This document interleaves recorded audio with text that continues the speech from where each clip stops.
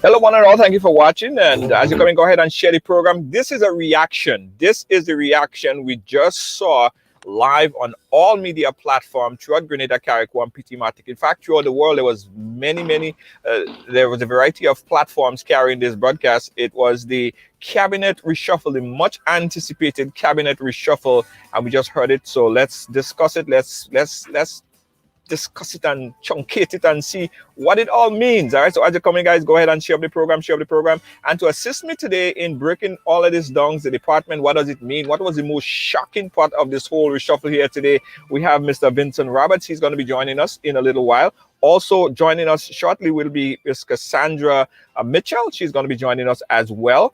And you, of course, I want you guys to chime in because there are a few things that a lot of people are questioning and might be wowed about. We want to hear all your reaction to it, guys. As you're coming, go ahead and share the program, This is a special ride-along exclusive. It's Sunday, 7:24 p.m. and let's react to the Prime Minister's cabinet reshuffle. Of course, we're going to be open up the phone line so we get your calls coming in as well. The number that you could call in at any time, because again, this is a global broadcast, is 718-701-5720. That's 718-701-5720. Share the program, guys. Put it on your page.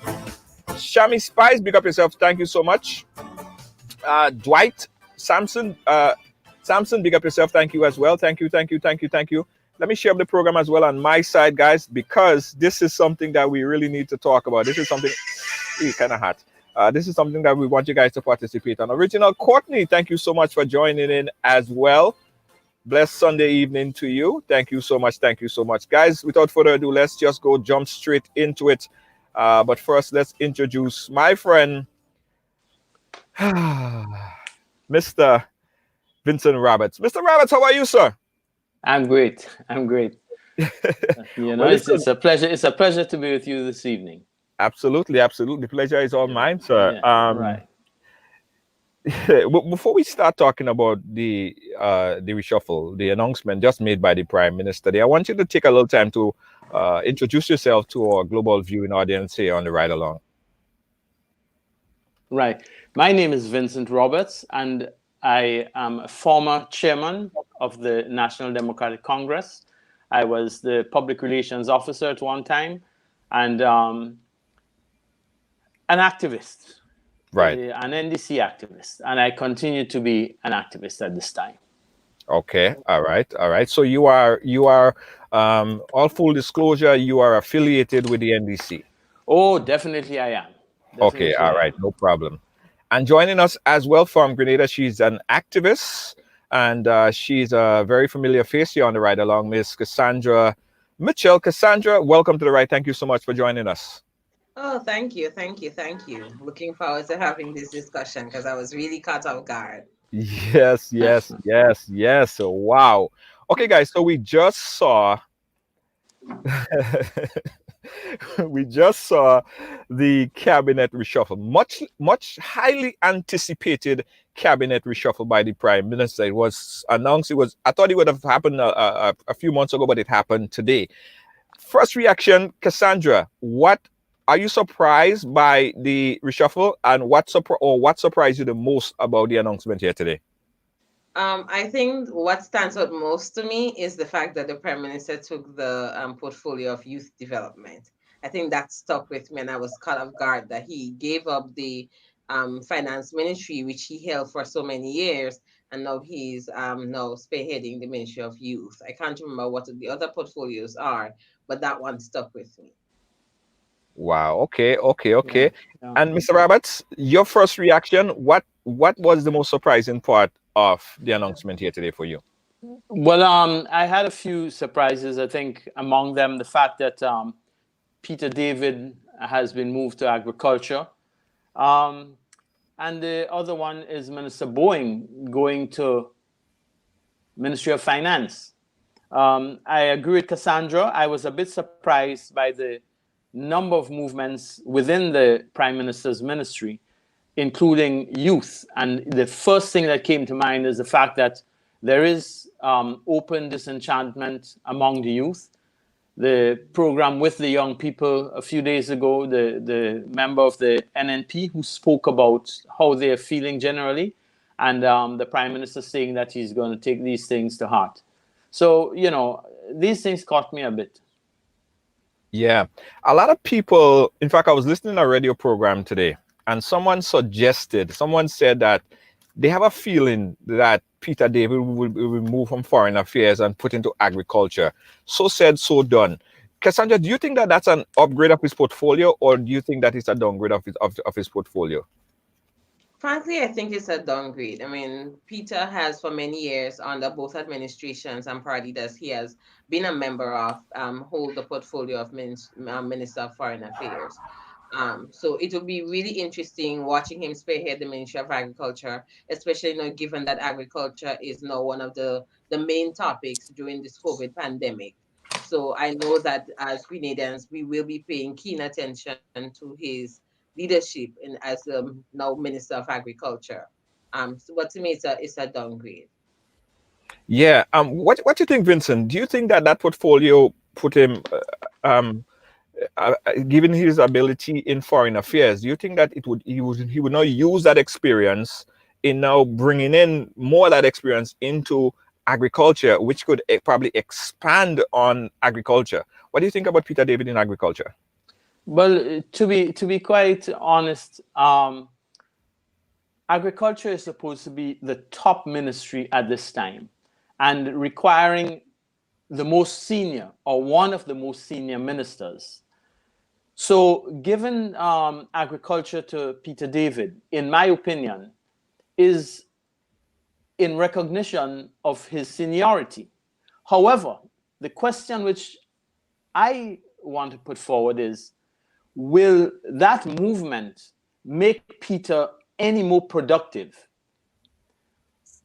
They've shuffled the pack. Everybody has, I mean, few people have remained.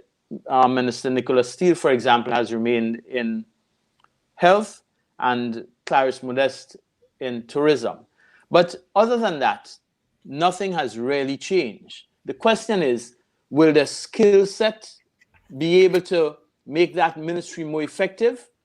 Will their attitudes, their behaviors make an impact on the ministry? Will their management style make the ministry perform better?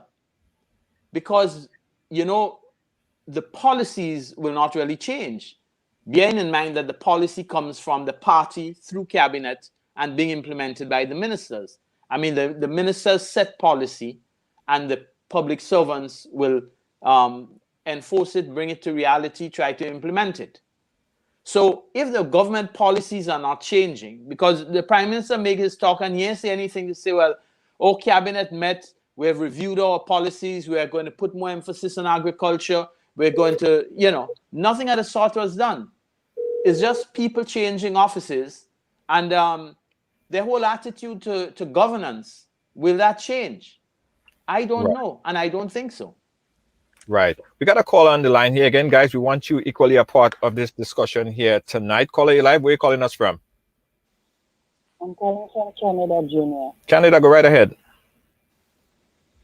My question and my concern is, all the time Grenada seems to be blooming under Kit Mitchell. He was the Minister of Finance for years. All of a sudden, COVID, nothing happening, no money coming in the country, no money in the treasury. He get off from being Minister of Finance. Why? Because there is no benefits there for him again like before. That's my contribution. Okay, thank you, Canada, for your contribution. Cassandra, I know you said that it looks like a downgrade for Peter in that ministry, but as Vincent rightfully said, right, at this point we need very strong leadership. Could the Prime Minister be signaling the fact that Peter is one of the strongest, so he put him in a ministry that he needs the most work at this point? Could it be looked at as that?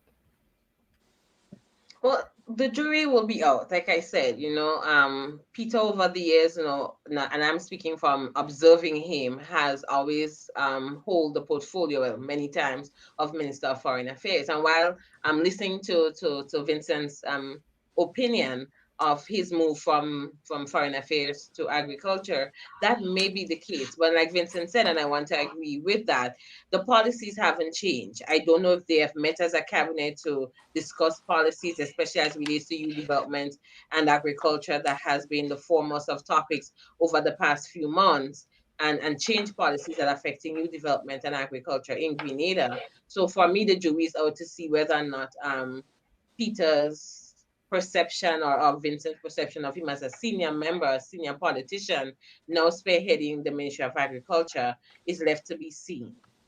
Yeah. But I agree, the policies haven't changed unless we are not aware of it as yet. So we'll see what happens. And I think that is what is of utmost importance to us as Grenadians. We want to see policies that address agriculture, youth development, unemployment. You hear people talking about stimulus packages. Health is something that's on the tongues. That is a topic that's been discussed among Grenadians, and we see that the Minister still holds the portfolio of Minister of Health. So no, you're looking at all of those changes, and one is asking himself. So I'm very open minded about the changes. Like I said, what stuck with me most is the fact that the Prime Minister gave up the Ministry of Finance and is now spearheading youth. And as a young person, you can speculate as to why, but we'll be paying keen attention to this shake-up. That's what it is. Not really a reshuffle. And watching to see what's going to happen in the next few weeks and months ahead. Yeah. Minister Steele would keep his portfolio in health. Did that surprise you, Yes. Vincent? Yes, that surprised me. While we have had a good result with regard to COVID-19, I do not know if it has much to do with the management of the issue locally, or that, like St. Vincent and St. Lucia, we have had the luck of not having many visitors coming in. Remember that all of our cases, except one, I think the Caribbean agro issue, came from imported cases. So Right. once the border had been closed and so on, we didn't have any spread. However, the poor management of the health sector continues. And we see now that Minister Delma Thomas has been brought in to the Ministry of Health to deal specifically with hospital services. So one can assume that the incompetence of Minister Steele is being showed up by putting Minister Delma Thomas in there to assist him. Because one must recall that of all the ministers in that cabinet, Minister Delma Thomas is the one who seemed to be getting the most positive reaction from the public. And I dare say that she is one of the ministers I have found to be least divisively political, if one may say so. Delma Thomas is the person who seemed to be open and serving as a minister of government for the people of Grenada, whereas all the others see themselves as ministers of NNP supporters. So you would hear even among the NNP youth saying, hold on, you're a government of the nation. And this whole thing about, looking out for your own first. We see one person getting in trouble because although he was head of security, he is being sent to give piece of land to somebody, and this kind of thing. This attitude will be moved from one ministry to the other. And will that produce any better results? You're moving the cat from watching the cheese to sitting in front of the milk. What will change really? I can't see anything changing. The key is the policies. Will this government change its policies? Will you shift your focus from, this big project approach? Will you still go to destroy the environment, as in the case of Liverpool, Lassages, and Mount Hartman? Will you refocus and say, listen, there have been a number of experts. Don't take on, say, well, is the NDC making noise as usual? Listen to what people like Perry Douglas said. You know, people are saying, what is the return on investment? Is there a demand for 500 rooms? Show us the data. What research has been done to say, okay, well, we need 500 more rooms. Let us put out a call and appeal to get people to invest in that sector. You know, what is the direction of the government? We don't know. Nothing has changed. Everything remained the same. Cassandra, do you think that this shows strength in Delma Thomas and what she have been able to accomplish by putting her to back up Steele in health? Yes, I think on the ground, the feedback as relates to Honorable Delma Thomas has been really, really positive. I myself have had encounters with her, and of all of the cabinet ministers, Vincent rightly said, and she's the one who seems more open to having discussions with people, whether or not she believes they are of a different political affiliation to her, to the party that she's aligned with. Her door is always open to anyone who wants to have a discussion with her. When the conversations I've had with her, the meetings I've had with her, she seems as a very genuine person who cares about people, who loves her job, and who will, you know. So yes, so I think to a certain extent he has looked at her strength. When I mean he's the prime minister, as well as her weaknesses, and he's focusing now on her strength and placing her in the Ministry of Health now to support Minister Steele. Whether or not that is a good move will have to be seen, because I think she's doing a fairly good job in the Ministry of Social Development, and we have to look at this in the medium to long term, maybe even in the short term, given that we're still under a state of emergency and still in the pandemic, and trying to find our way and cover our way, or work our way around to the COVID-19 pandemic. I would have loved to see her still placed in the Ministry of Social Development, but I think it may be a good move, but for me, the jury is still out. I always like to give people the benefit of the doubt, but the jury is still out as to her ability to support still in the Ministry of Health. But given that there are so many social issues and social ills that are arising out of the pandemic, it would still be nice to have a minister who has her strength in that ministry there. So the new minister will be placed under the microscope, if I may, and we will be paying keen attention to what happened to that ministry. But no, the jury is out, But I think to some extent it is a good move. She is one of the most genuine of the cabinet ministers. She loves what she does. The feedback on the ground has been very positive as it relates to her and her handling of her ministry. And of course, one can always argue and debate whether more can be done. But so we'll see what happens. Yeah.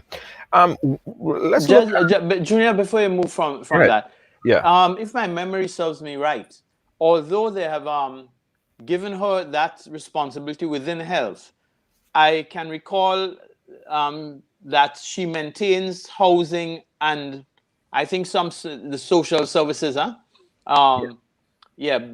So you can just verify that. But I think that the hospital services is an addition to her existing portfolio. Right. Yeah. It's an addition. It's an addition. It's an additional set of responsibilities. Right. Right. But yeah. Go ahead. We have a few ministers that regain their original portfolio. Honorable Emmeline Peer in education. We also have legal affairs, which is headed by Honorable Kendra Matthew Stewart, also in charge of Carriacou and Petit Martinique affairs. Did you anticipate any difference or did you anticipate that they would have remained the same, or it was as how you thought it would be? Any one of us? Yeah, anyone could take it. Well, with regard to the Ministry of Carriacou Affairs, that, it's a natural fit. It's not something like you can really change. The MP for Carriacou has to be responsible for Carriacou Affairs. However, the case of she's Minister of Legal Affairs, and that I have some, concerns with. The legal department has been plagued with problems. We know the issues with the physical infrastructure for the running of the courts. We know that the laws have been, although she's supervising the Attorney General or whatever it is, but the drafting and so takes place in her office, Legal Affairs. And we have not had good laws. I don't know what the legislative agenda is really of this administration, but things seem to be all over the place. And I question her performance. I don't think it is really up to scratch. But again, I come right back to the competence of all of the ministers. There seemed to be some problem either of attitude, of application, of dedication. I don't know if it is ability, but the ministers have not really been performing. And changing them around, I think we're going to have this adjustment period of 3 to 6 months when things are going to be much slower. And I hope, I have confidence in our public service. The burden now will be on the public officers to make sure that things move along at pace to keep things happening. So to the public officers, you have your work cut out for you. You have to perform as you usually do, step up to the plate, and make the government look good by doing what has to be done. But with regard to the people heading, the ministers bring the policy. That has not changed. Everything remained the same. Yeah. Cassandra, what's your thoughts of those positions, those portfolios that remain the same? It's interesting. You have health, and someone just corrected me and indicated that Honorable Delma Thomas still has her ministry. The additional is just an additional to her responsibility. So I just want to get that straight. So at that I'm comfortable with. Of course, as citizens, we should maybe we can ask more for more injection of funds into the Ministry of Social Development to deal with the social ills that are affecting people. You have, correct me if I'm wrong here. So you have Steele, who's keeping his portfolio. You have the Minister of Education, who is holding on to her ministry. You have who else am I missing? And in the case of Minister Pay with the Ministry of Education, I know a lot of parents in the handling of the pandemic have a lot of concerns in the way the Ministry of Education underneath her watch has been handling it in regards to the opening of schools and regulations and all of those things. I just want to continue supporting Vincent's point because that's where my concern is that you change up the portfolios, or have you changed policies? Have you changed policies that would affect the education sector, the health sector, social development, youth? And I'm mentioning these 4 portfolios because they are of keen importance now that we are going through this pandemic. And so many issues are rising up as it relates to and falls under these 4 portfolios. For me, I'm interested in what has changed. Vincent just mentioned what's her name, the Minister of Legal Affairs. I've been looking at some of the draft amendments and bills that have been coming from her ministry, and there's a lot to be questioned. And I'm not a legal man, I'm not an attorney, but I go through a lot of these amendments, and a lot of times I ask who drafted these bills. Because when you look at the principal acts and look at the amendments and you look at the Constitution, there always seems to be gaps in the bills. Yeah, but is the minister herself responsible for drafting the bills, or would that be the Attorney General? Well, of course, it will be the public servants working underneath the Minister of Legal Affairs and the Attorney General. But there is a collaborative effort. I don't know. I don't know how it runs. I know Vincent maybe can chime in here. But the buck stops at the top. Legal Affairs, exactly. The buck stop at the top. And I'm looking at the recent bill that was sent to me, the road traffic amendment. Vincent, I don't know if you have read that. And I'm looking at the principal act and I'm comparing it to the amendments. And I'm asking who draft those bills.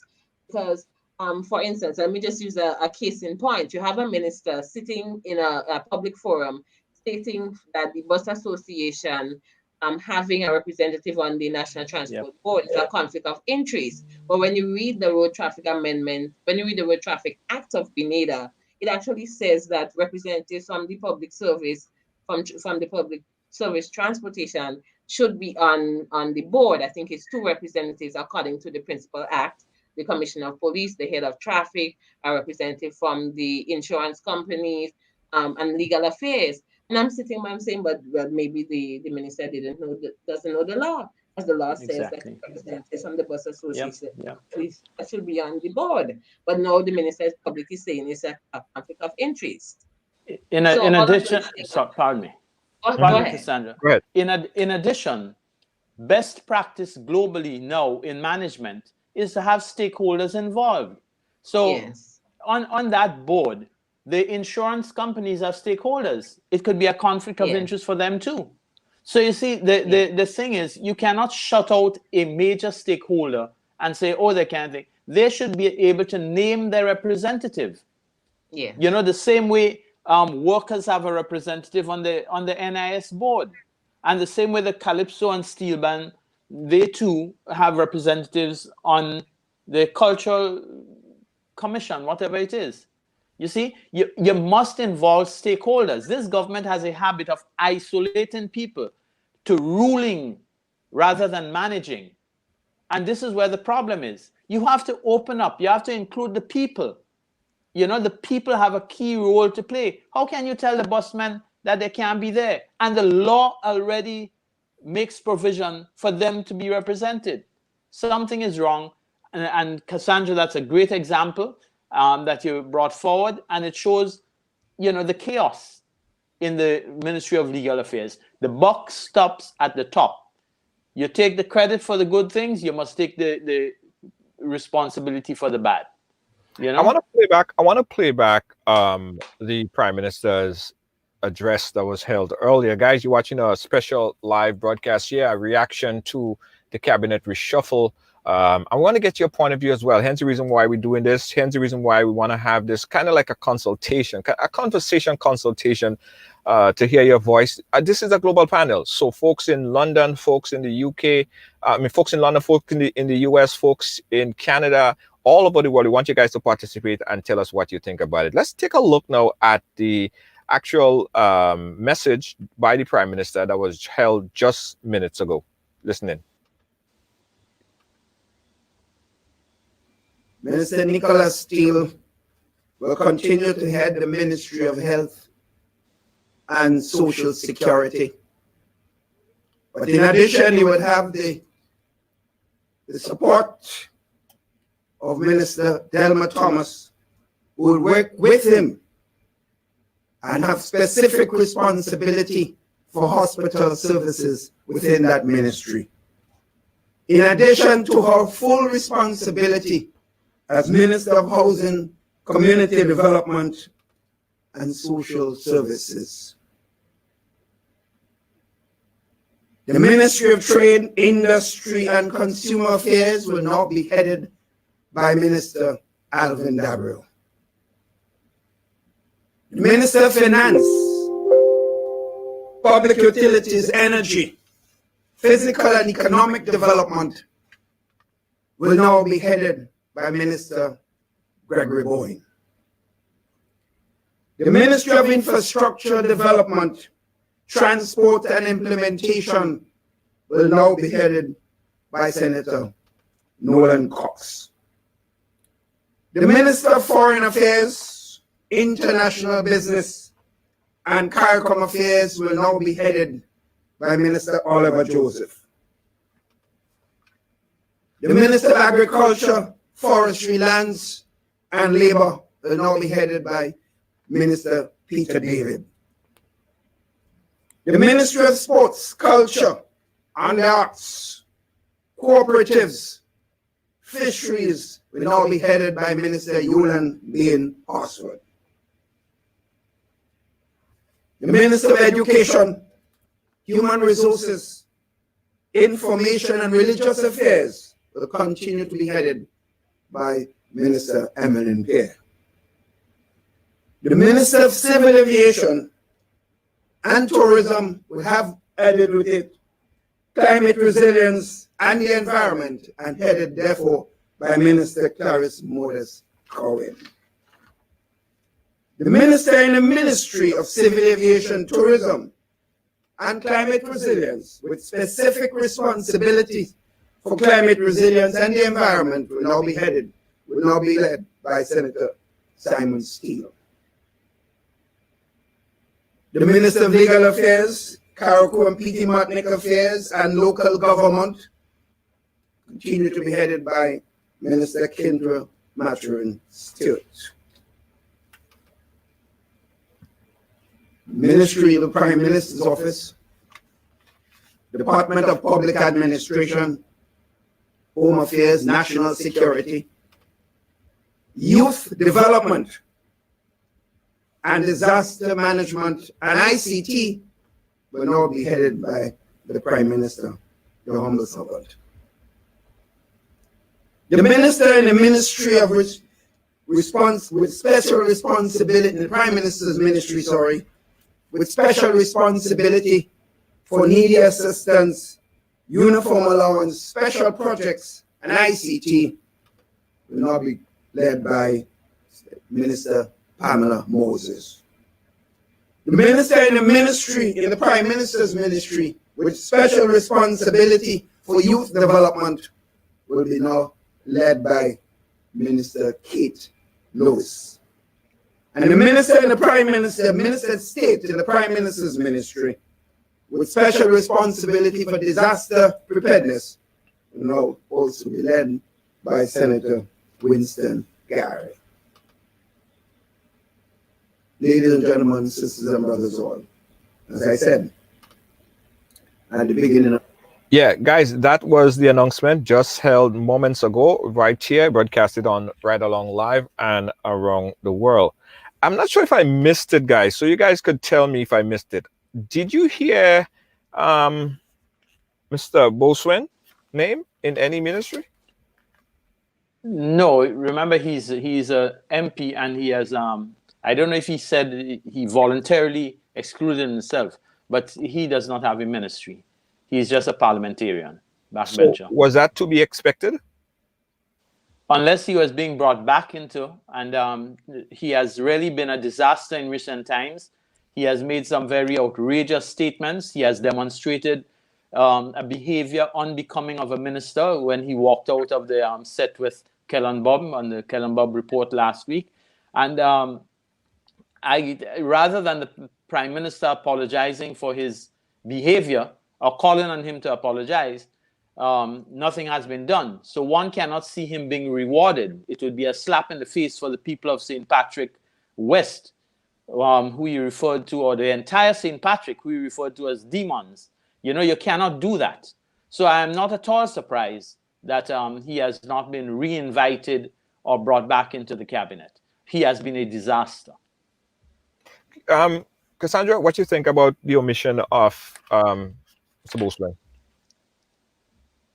The same sentiments that Vincent shared. I'm rather taken aback by his recent behavior.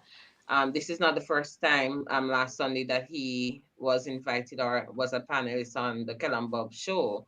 And on the two occasions that I've seen him, I was rather disappointed as a Grenadian. When he stood up in Parliament last week and said that he was going to address the issue of what happened. Actually, he didn't say his behavior, what happened on the Kellen Bob show. I was expecting an apology. Instead, he demanded an apology from Mr. Douglas and changed the narrative of actually what happened. So yes, giving him a ministerial portfolio and inviting him back to the table would indeed be a slap in the face, not just for the constituents that he represents, but for Grenada as a whole. Because my thing is, while you're demanding an apology from Mr. Douglas doesn't represent Grenada. He wasn't elected into the Parliament of Grenada by Grenadians. You were. And I think that the responsible thing he should have done was apologize for his behavior. We all know that things happen. We all get angry. But instead, he tried to point fingers and blame someone else and say, you know what? Look how what you made me do. Look what you said. And I think that it was rather irresponsible and really unprofessional. We elected them to manage our affairs. And then here you are trying to change the narrative. And we all sat there and we saw what happened. So I share the same sentiments. Yeah, Vincent. So now he's pretty much a backbencher. He don't have a portfolio. What now? Is he still going to be in any sitting? What's the process of him being a backbencher? Well, that he continues to be in Parliament. It's just that he doesn't have a ministry. He doesn't have a portfolio. Remember that in our system of governance, there really supposed to be a line drawn between the legislature and the executive. And we have all of the cabinet people, all of the executive actually sitting, in the parliament. There's no line drawn as such. But this is our tradition and all of that. Just stepping back a bit, though, Junior and Cassandra, I've noticed that the fisheries has stayed with Yolan Horsford, and it's together with sports and culture. And I cannot see a natural fit in that there. I could understand fisheries sitting with agriculture, or if you really want to be creative, giving fisheries an entire ministry on its own. Your food security, agriculture, fisheries, these things are natural mates. How can you be putting fisheries with sports and culture? Optically, this does not look right. Something seems off. Well, I thought too, correct me if I'm wrong, I thought the portfolio that Honorable Peter David had before, Foreign Affairs and was it Labor? What was Foreign Affairs and what was the other portfolio? The truth is, I never paid much attention to it because, well, in essence, if someone could correct me there, if it was Labor or Works, I believe Works. If someone could correct me if I'm wrong, but I just think that portfolio always conflicted me because I think that you have to be there and here. Like Foreign Affairs is a big task, like to connect, and he's always away. And I've heard a lot of people who many times, sometime on our team trying to get in touch with the Honorable Peter David was unable to do so because he's traveling a lot. But according to this announcement, he continues to have Labor. Labor has now been moved to agriculture with him. So he has not really let hold of Labor. Right. But what I'm saying is that portfolio that he had always conflicted me because I'm thinking that he has to be there and here. And it's difficult to be here and there at the same time. All right. And as you were just saying with fisheries and the two portfolio that she had was conflicting to you, that one has always conflicted my brain as to why it was like that. So continue what you were saying in reference to the fisheries. Right. No, I made that comment. The other thing is that energy, the Ministry of Energy, has been a part of the Ministry of Finance for quite a while. However, Minister Gregory Bowen has always had his hands in the cookie jar. He has always had his, been involved in energy. I shouldn't say cookie jar because it has, a certain thing. But I meant the fact that he has always been involved in our oil and gas. And now he continues to be the minister. I cannot see any change taking place there. I cannot see any improvement. Everything remains the same.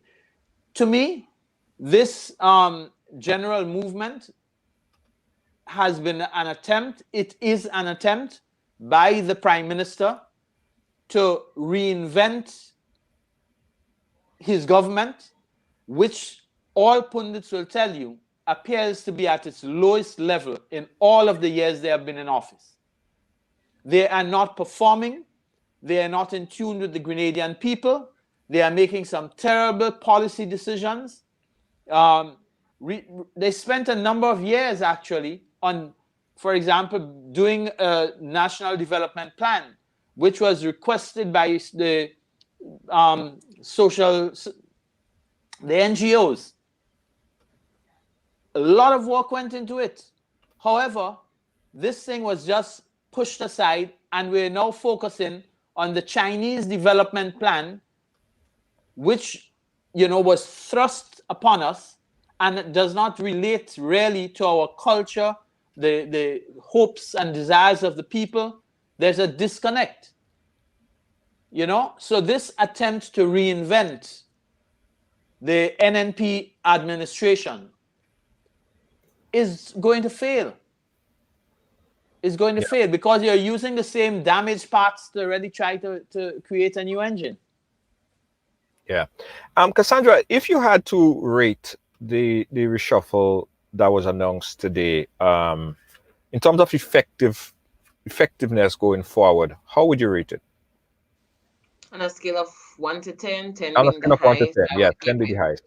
I would give it a 4. A 4. Yes. Okay. And even that is being generous. And what would you base what would you base that? What's the weakest point of this whole reshuffle or organization of ministers, you think? Let's be realistic. One of the things that bothers me with the reshuffle, while the Prime Minister has said, and he said it even in the presentation tonight, that his style of leadership is to reshuffle his cabinet every now and then, or maybe midterm. That's what he said. Correct me if I'm wrong. But this is not normal times. And what is going to happen? The reality of this administration is you're going to see a slowdown in terms of the policies and programs that are in place, because now you're putting in many cases new ministers in charge and given new portfolios, and now these ministers now have to acquaint themselves with the work of the ministry, where they are, status of projects. And I think we are at a time where this is not needed, and that is what bothers me. And I know his justification is he has done this before, but these are not normal times. And now, and these ministers are going to go in, and of course, they have to acquaint themselves with the runnings of the ministry and who's part of the ministry, acquaint themselves with projects and programs, and anything that's a part of that ministry. And it's going to slow down the work of the public service, and that is what bothers me now. That's the reality of it. And I know why we can say that the public servants within the ministries are the ones who are supposed to be doing the work. In reality, they are not the ones doing it. The buck stops at the top. In many cases, the top is either the minister or the prime minister, who is the boss of the bosses. So that is my biggest concern, and that is why I rate it as a 4. I don't think that it was needed at this time. And while I would understand the public justification for it, I know the reality of it on the ground. And so the jury is out. I'll be paying keen attention, especially to the 4 ministries that I identified: the Ministry of Youth, the Ministry of Health, Ministry of Social Development, and looking on to see, where and what, if any, changes have been made and where we are moving forward from here. Yeah. Mr. Vincent, how do you rate the overall assessment of the ministers? Right. Now, you're asking the question how I rate the overall assessment of the ministers. Overall assessment, yes. You mean the reshuffle? Yeah, the reshuffle. Sorry. Okay, great. Now, I will go lower than that. I think it is a 2 or 3 at best. My reasoning being, and as I said earlier, my very first statement, has the policies of this government been changed? What is the development thrust of the government? What focus are you putting on people?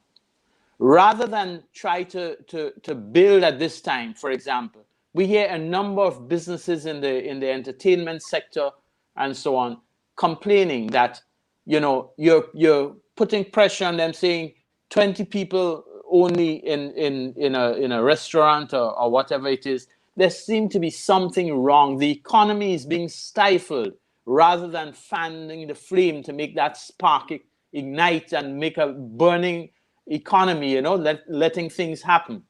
It appears that there's no real developmental goal. We're not seeing it. Even when projects are taking place, the sustainable aspect, we're not seeing it. What is happening with our environment? You're having many stakeholders complaining about the performance of the physical planning unit headed by a political activist, making political decisions, major buildings starting with no environmental impact study. You see, the incompetence openly spoken about by the person heading the PPU, saying we do not have the capacity to monitor projects taking place.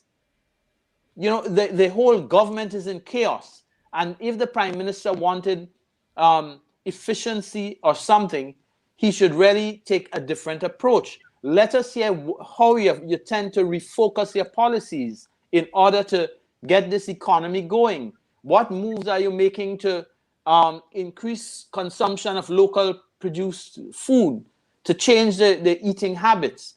What are you doing to reassure the people who are still disturbed with the whole issue of COVID-19? Let us not pretend that we're not seeing that people are hardly wearing the mask over their nose and their mouths. That mask are worn under your chin, on your mouth alone, and these things. So it's just the issue of the mask is just to say we're doing it. But the reality is masks are not being worn properly, and you're putting a pressure on the nation using the COVID-19 as an excuse, and you're stifling. Why are more children not in school? This thing of one day here and one day there and so on. When you look at the situation, are we mimicking the big countries where they have many cases? If we don't have, we're controlling the people coming into our borders. What really is the problem? As proven with the Livera Basway crowd gathering, there was no fallout. As proven with our carnival celebration, which was hampered, and it was a people's celebration, there was no fallout. Why not send the children back to school? Or the policies of this government proving to be very, wrong. We want to see things happening, building back the country, getting the economy going, people moving here and there. The buses are full again. You're having 17 people, 15 in a bus, jam up, traveling from St. Patrick to St. George's. So why are you telling me that they cannot, the 18 in a much bigger space, or 30 or 40, cannot be in Lavoulanes, for example, or Bananas? You really have to look at the situation. And you heard the Prime Minister in Parliament like a scared cat. Interestingly enough, Vincent, this change is coming a couple months shy of the 2021 budget. If you notice that I know they had the youth budget consultation. CSOs will be meeting via Zoom with the Ministry of Finance team very soon. So that will be an interesting thing to watch. And I'm sitting here and you're talking, and that's one of the things that just popped into my mind. We are a couple months shy of the 2021 budget, and here you have the government doing a cabinet reshuffle. How does that impact the budget and the budget consultations and the budget presentation moving forward? Yeah. Another very point there that I want to monitor and look at is culture and also youth. That's not the youth development, which is the portfolio that the Prime Minister just took on as it relates to youth. Do you guys have the notes there on that? Yes, with Kate Lewis is in his ministry responsible for youth development. Right. So connecting with the youth, were you surprised that the Prime Minister didn't put that on someone else that might probably younger, that might be able? Not saying that his age have anything to do with connecting with the youths, but are you majorly surprised that he didn't put it on somebody else to deal with that? Because this is a burning issue right now. We have a lot of youths that are coming up and talking about this issue. Cassandra? Well, for me, maybe it's part of his legacy. But if you notice what's been happening, though, young people have become more vocal. We have become more vocal and speaking out on issues that are affecting us. Yes, I was a bit surprised that he took on the ministry himself. It will be interesting to see how he deals with it and with the, you know, what young people are feeling, and that defiance and that frustration that seem to encompass young people right now. They are faced with a lot of social ills, unemployment, underemployment, and all of those things that, of course, they existed prior to the pandemic, but they seem to have multiply even more so now. I was surprised that he took on the portfolio. I'm really, really curious as to how he's going to manage this moving forward. We are the largest demographic. Um, so, but again, it's a key topic. It's something that has been on the forefront of many shows. Even Junior, you have been, using your platform to bring young people to air their views. Other people have been doing it as well. So I think the importance of youth, and even now, the know that you have elections coming, whether it's next year or the year after or the year after that. Um, that is a demographic that he relies heavily on to win any election. So while I'm surprised that he took on the portfolio, no, we'll see how he handles it. Youth is a topic that's out there. We've been Yeah, talking. I'm certain he's concerned, and so we'll see what happens in the future. I'm yeah, really still shocked when he said that he was going to take on the portfolio. I'm yeah. still taken Someone aback. texted me somewhere during that, and they were shocked as well Yeah. that he took on that portfolio.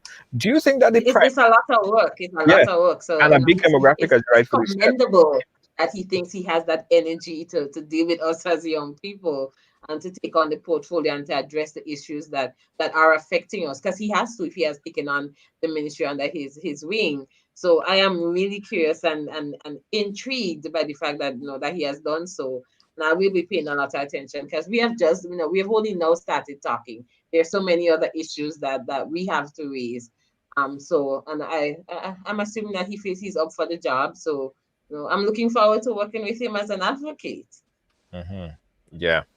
Guys, again, we want your voice on the topic. The number that you could call is right there on the screen, 718-701-5720. That's 718-701-5720. We are that pivotal time right there. But before we go, let me just throw the question of legalization of marijuana. Do you think that the Prime Minister has displayed show his hand in any way, any allocation of ministerial portfolio as to where he might go in terms of legalization of marijuana? Well, Junior, I Go ahead. go ahead, Cassandra. Go ahead. You go ahead. No, I'm looking at him. I remember recently he was asked about it, and he said, he's open-minded and how views have changed over the years. Because I remember one time him saying over his dead body it's not gonna happen. But now Right. I'm realizing that there is a change in his conversation about the issue of the decriminalization of marijuana. I am I may I'm going to take a leap and say that I think that's going to be one of the selling points for the next election, that and oil and gas. So I would not be surprised if he comes on the platform come next election campaigning and saying that is one of the things that the party will consider moving forward next election, next government term. So yes, I believe that he's holding it tight to his chest, and but it's something that he is considering. And I could be wrong, but I believe that will be one of the selling point. That and the oil and gas issue that so many of us have been asking questions about. Maybe come when they're campaigning, they will surprise us and say, "Hey, yes, we actually did the test, and our oil is and our gas is viable. So now we have made so much money." So I'm keeping my fingers crossed, or not crossed, as the case may be. Yeah. Yeah, Vincent? Well, now, Junior, the issue of the socio-legal policy on marijuana. This is an issue which has been handed to CARICOM. They set up a commission. The CARICOM people went and did consultations in all of the countries, the CARICOM member states. They issued a major report, time to exhale or something like that.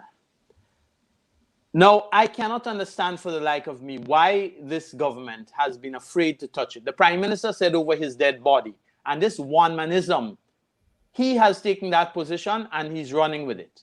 Now, I am aware, and I don't want to make any announcement on behalf of the National Democratic Congress. What I can tell you is the NDC conducted a poll in 2017, which showed that over 60% of the Grenadian public had a favorable view of that issue. Peter Wickham conducted a similar poll in other islands, and again, it was around the 60-65%.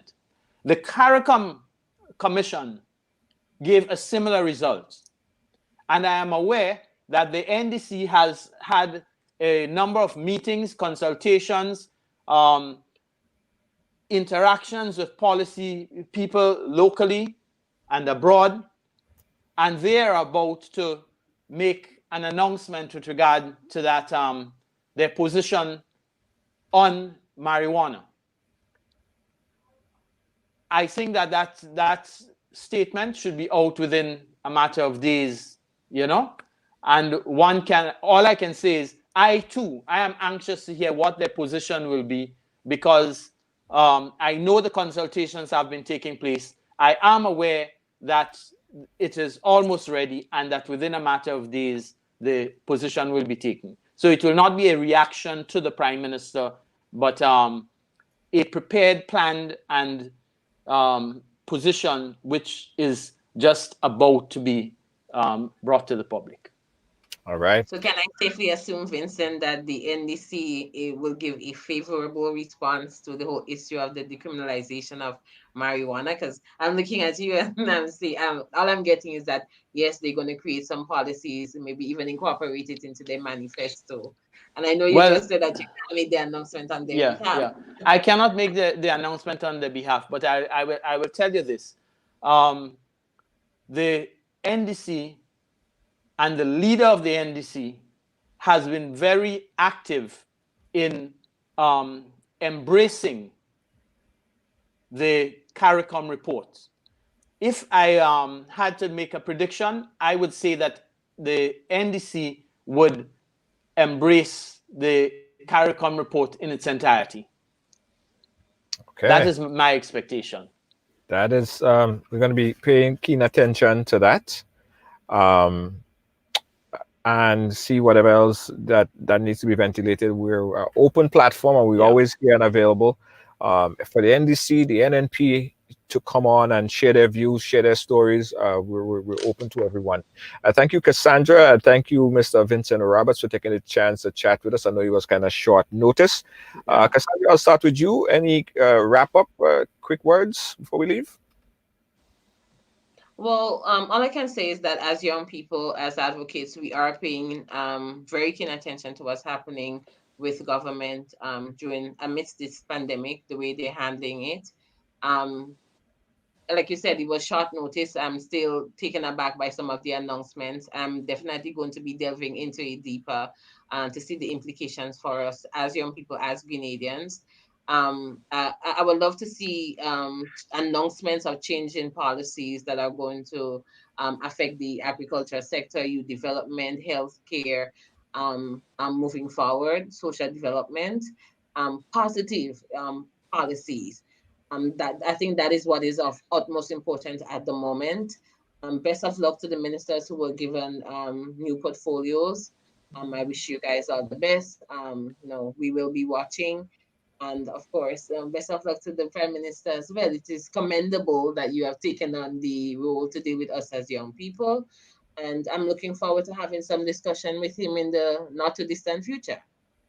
All right. Thank you. Mr. Roberts, sir? Well, Junior, thanks very much for having me. And thanks, Cassandra, for being here as well.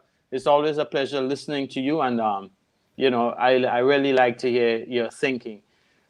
The thing is that the NNP is a damaged brand, and the Prime Minister is trying to salvage that brand by trying to reinvent something. But, I think it is totally wrong, the whole approach that he has. I do not expect much to happen. The deterioration will continue. People have lost confidence in his government. He, too, is at his most least popular. I wouldn't say most unpopular. He's at his least popular level since I've known him, and so on. And I do not expect much. I am really sorry for the Grenadian people. We have to endure this for the foreseeable future.